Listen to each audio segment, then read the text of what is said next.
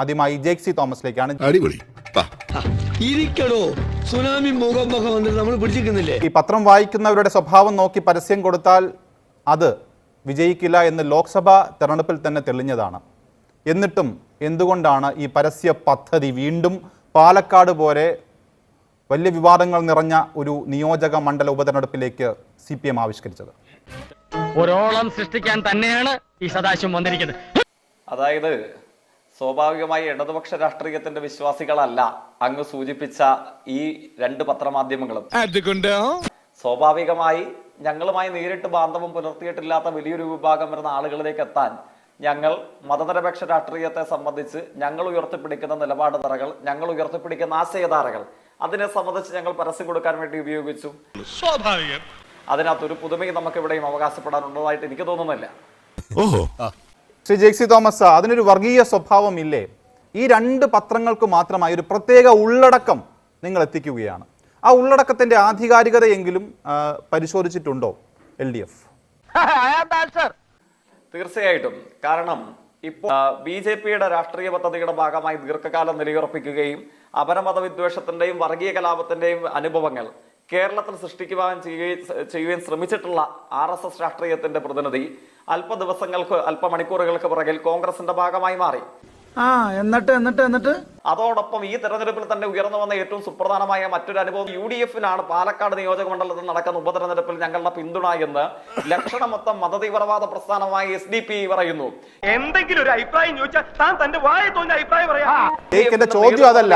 ഒരു പരസ്യം കൊടുക്കുമ്പോൾ ഓരോ പത്രവും വായിക്കുന്ന മതവിഭാഗത്തെ നോക്കി ഉള്ളടക്കം നിശ്ചയിക്കുന്നത് വർഗീയതയല്ലേ എന്നതാണ് ചോദ്യം. എന്തുകൊണ്ടാണ് മാതൃഭൂമി പത്രത്തിന്, മലയാള മനോരമ പത്രത്തിന്, കൗമുദി പത്രത്തിന്, ദീപിക പത്രത്തിന്, മംഗളം പത്രത്തിന്, ദി ഹിന്ദുവിന് ഇതേ ഉള്ളടക്കം കൊടുത്തില്ല എന്നതാണ് ചോദ്യം. ആ തെണ്ടി ചെറുക്കൻ നുണ പറയാനും തെറി വിളിക്കാനും മാത്രമേ വായ തുറക്കാറുള്ളൂ എന്ന് എനിക്കറിയില്ലേ? ഇല്ല, അത് ഏതെങ്കിലും ഒരു പ്രത്യേക മതവിഭാഗം എന്ന നിലയിലല്ല. അത് ഞാൻ ആമുഖമായി തന്നെ. എന്തുകൊണ്ടാണ് മാതൃഭൂമി കൊടുക്കാതിരുന്നത്, കൗമുദിക്ക് കൊടുക്കാതിരുന്നത്, മലയാള മനോരമയ്ക്ക് കൊടുക്കാതിരുന്നത്?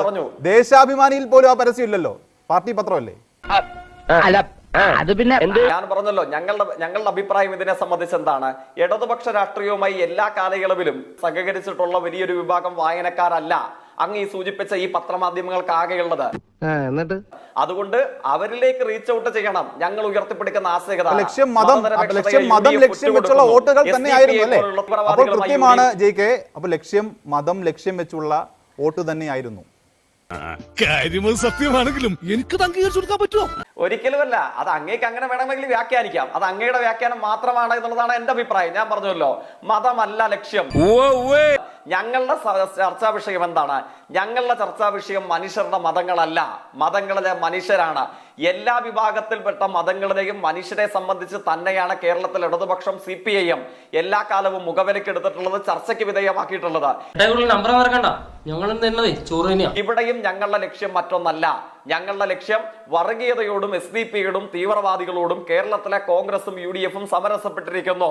ആ അനുഭവത്തെ കേരളത്തിലെ മതനിരപേക്ഷവാദികളായ മുഴുവൻ ആളുകളും ഈ പത്രത്തിന്റെ വായനക്കാരും നിർബന്ധമായും തിരിച്ചറിയണം.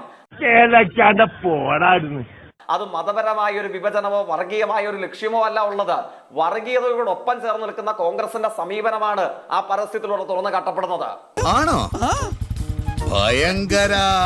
അതിൽ സന്ദീപ് വാര്യർക്കെതിരെ ഈ പത്രത്തിൽ പരസ്യമായി കൊടുത്ത ആ പോർഷനൊക്കെ ഉള്ളടക്കമൊക്കെ തന്നെ ആധികാരികതയിൽ പ്രശ്നങ്ങൾ ഉയരുന്നുണ്ട്. കാരണം അതിൽ പലതും വ്യാജമാണ് എന്ന ആക്ഷേപം വന്നിട്ടുണ്ട്. പ്രത്യേകിച്ച് കശ്മീരികൾക്കെതിരെ അടക്കം സന്ദീപ് പറഞ്ഞുവെന്ന് ഈ പരസ്യത്തിലൂടെ LDF പാലക്കാട് പ്രചരിക്കുന്ന ഭാഗം. അപ്പോൾ വ്യാജമായ ഉള്ളടക്കം തിരികെ കയറ്റി തെറ്റിദ്ധാരണ പരത്തുകയാണോ പാലക്കാട് LDF? അതൊക്കെ ഗോപാലകൃഷ്ണൻ ഒരു നമ്പറല്ലേ? ഇല്ല, ഈ തരത്തിൽ കാശ്മീരികളെ സംബന്ധിച്ച് അദ്ദേഹം നടത്തിയ പ്രതികരണം നമ്മുടെ പബ്ലിക് ഡൊമൈന് മുമ്പിലുള്ളതാണ്. ആ സമയത്ത് പിന്നീട് അദ്ദേഹം ആ പോസ്റ്റ് ഡിലീറ്റ് ചെയ്യാൻ ശ്രമിച്ചു എന്നുള്ളത് മറ്റൊരു കാര്യം. അദ്ദേഹത്തിൻ്റെതായി വന്ന പ്രതികരണം എന്ത് എന്നുള്ളത് കേരളത്തിന്റെ മതനിരപേക്ഷ ചേരി മറന്നിട്ടില്ല. അങ്ങനെ പറഞ്ഞു കൊടുക്കണം.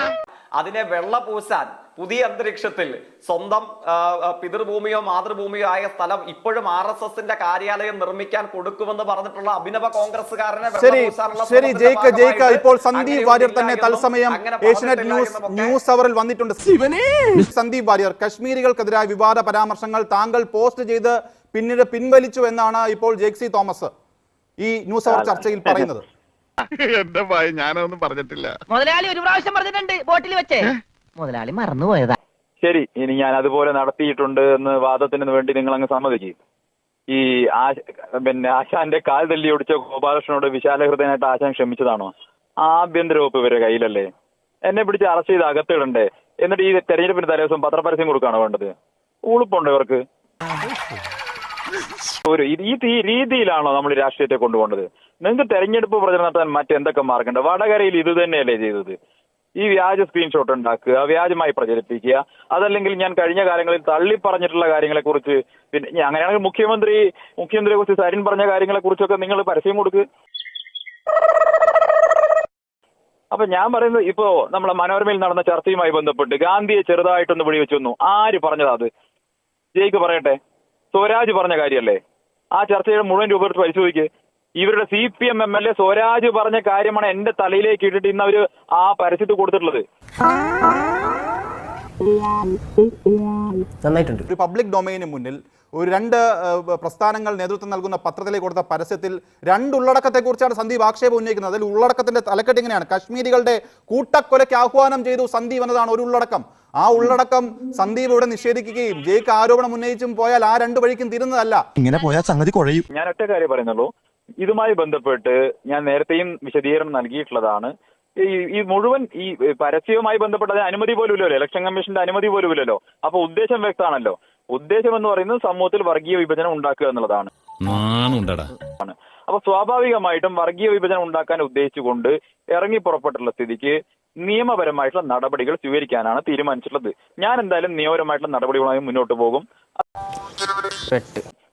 ഇവർ ഇത്രയും കാലം എന്നോട് ഇതിന്റെ പേരിൽ എന്തിനാ ക്ഷമിച്ചത്? ഇനി അങ്ങനെയാണെങ്കിൽ ഞാൻ ഒരു ക്രിസ്റ്റൽ ക്ലിയർ ആയിട്ടുള്ള സഖാവാകും, ഞാൻ നല്ല വ്യക്തിയാണ്, അല്ലെ? ഇതൊക്കെ സർട്ടിഫൈ ചെയ്താരാണ്? ഈ നിലപാട് മാറ്റിയാൽ സ്വാഗതം ചെയ്യും. ഇതൊക്കെ പറഞ്ഞ ആളുകൾ ഇപ്പൊ എങ്ങനെയാണ് ഞാൻ പൊടുന്നനെ വർഗീയവാദിയായി മാറിയത്? എന്താ ഉറക്കം വരുന്നു? ആ പ്രത്യയശാസ്ത്രത്തെ പൂർണ്ണമായും തള്ളിപ്പറഞ്ഞുകൊണ്ട്, ഞാൻ പൂർണ്ണമായും തള്ളിപ്പറഞ്ഞുകൊണ്ട് മതനിരപേക്ഷതയുടെ ഭാഗത്തേക്ക് വന്ന എന്നെ സ്വാഗതം ചെയ്യലേ ഇവർ വേണ്ടത്? ചോദിക്കാണ് സന്ദീപ്, ഈ BJP നേതാക്കളെ മാത്രമേ സന്ദീപ് തള്ളി പറഞ്ഞിട്ടുള്ളൂ, RSS പ്രത്യയശാസ്ത്രം സന്ദീപ് തള്ളി പറഞ്ഞിട്ടില്ല എന്നതാണ് ഇപ്പോഴും LDF പറയുന്നത്. ഞാൻ വിശ്വസിച്ചിരുന്ന സംഘപരിവാറിന്റെ മുഴുവൻ പ്രത്യയശാസ്ത്രത്തെയും തള്ളിക്കളഞ്ഞുകൊണ്ട്, വഴിയിൽ ഉപേക്ഷിച്ചുകൊണ്ട്, ഇനിമേൽ ആ വർഗീയ വിഷം വമിപ്പിക്കുന്ന ഫാക്ടറിയിലേക്ക് തിരിച്ചു പോകില്ല എന്ന് പ്രഖ്യാപിച്ചുകൊണ്ടാണെന്ന് പറഞ്ഞിട്ടുള്ളതാണ്. ഞാൻ ചോദിക്കട്ടെ, വാസുമാഷ് എല്ലാ ദിവസവും രാവിലെ ഈ തള്ളി പറഞ്ഞുകൊണ്ടിരിക്കുന്നുണ്ടോ? ഓക്കെ, വാസുവും അശോകൻ എല്ലാ ദിവസവും രാവിലെ പാനൂരിൽ രാവിലെ മൈക്ക് കെട്ടിയിട്ട് രാവിലെ മുതൽ RSSനെ തള്ളി പറഞ്ഞുകൊണ്ടിരിക്കുകയാണോ? നമ്മൾ ഒരു തവണ പ്രഖ്യാപിച്ചല്ലോ, പരസ്യമായി പ്രഖ്യാപിച്ചു കഴിഞ്ഞ കാര്യമല്ലേ? ഇവരുടെ സൗകര്യത്തിന് എല്ലാ ദിവസവും വാസുമാഷ് രാവിലെ പാനൂർ ടൗണിൽ മൈക്ക് കെട്ടിയിട്ട് ഇതിങ്ങനെ പറഞ്ഞുകൊണ്ടിരിക്കുന്നുണ്ടോ? ഇറങ്ങി ഓടാന്ന് വെച്ച വഴിയും പരിചയമില്ല. ഞാൻ ചോദിക്കട്ടെ, അതിൽ ജയിക്ക് നമുക്ക് ഏറ്റവും കൃത്യമായി നമ്മുടെ മുമ്പിൽ ഒരു തെളിവുണ്ടല്ലോ. ആ തെളിവ് ഏതാണ്?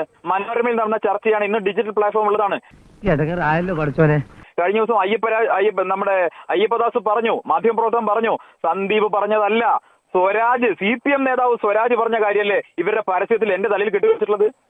ഇങ്ങനെ നുണ പറയാൻ കെൽപ്പുള്ള ഒരു വർഗം ലോകത്ത് വേറെയുണ്ടോ? പോയി ചത്തുടടാ. ഇങ്ങനെ പച്ച നുണ പറയാൻ. വടകരയിൽ തിരിച്ചടിച്ച ഓർമ്മയില്ലേ? അതുപോലെ ഇതും തിരിച്ചടിക്കും. ഇനി ഇവിടെ നിന്ന് അഴിവണ്ടാവാ, നമുക്ക് അങ്ങോട്ട് മാറിയിക്കാം. തൽക്കാലം ഇത്രയും മതി. വരട്ടെ.